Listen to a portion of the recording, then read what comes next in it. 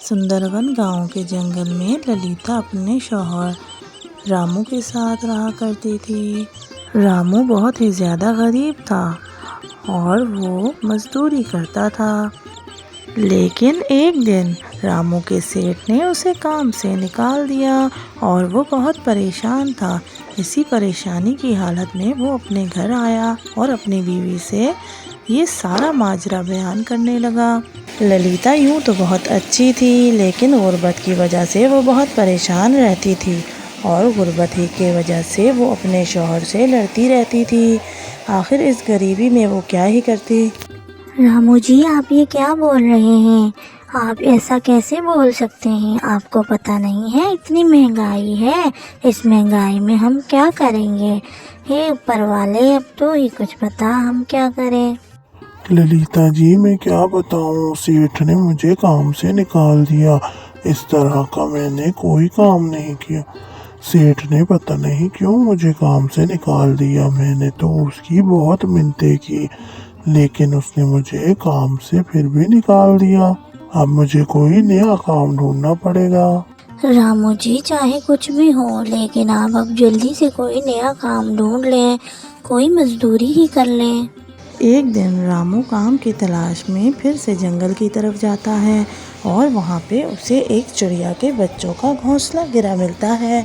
चिड़िया के बच्चे घोंसले में हैं और बाज उन्हें खा रहा है।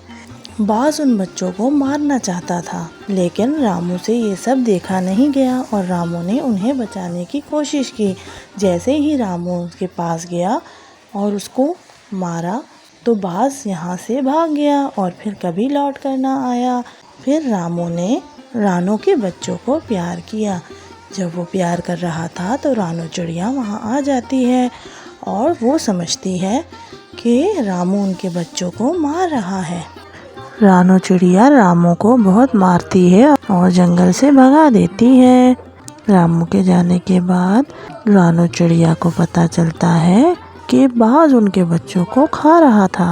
मम्मा, आपने उनको क्यों मारा? वो तो हमें बाज से बचा रहे थे।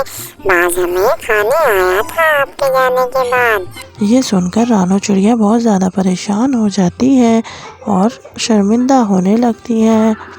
वो रामू के पास जाती है और उसे कुछ खास देती है।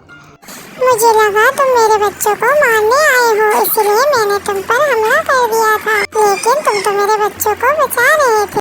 मुझे माफ कर दो, मुझसे बहुत बड़ी गलती हो गई।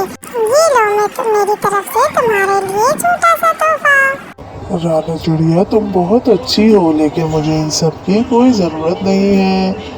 ये तुम वापस ले जाओ। नहीं, आप ये क्या कर रहे हैं? हमें इसकी ज़रूरत है। क्या आप भूल गए हैं कि आपको सेठ ने काम से निकाल दिया है और आप अब घर पर हैं? अगर आप इससे मना कर देंगे तो हम क्या खाएंगे?